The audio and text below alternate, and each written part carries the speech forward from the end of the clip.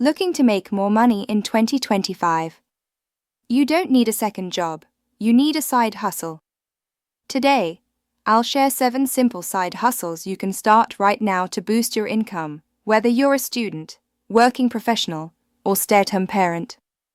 Side Hustle 1. Freelancing online platforms, Fiverr, Upwork. Skills: writing, design, translation, social media. Side Hustle 2.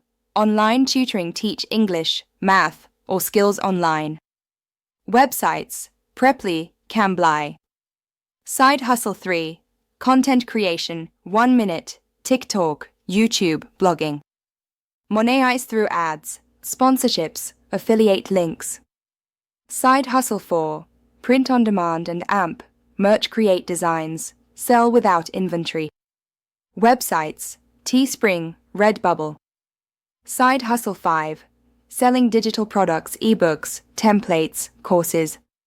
Low cost, high profit. Side Hustle 6. Delivery and AMP, gig apps, Uber, DoorDash, Foodpanda. Flexible hours, quick cash. Side Hustle 7.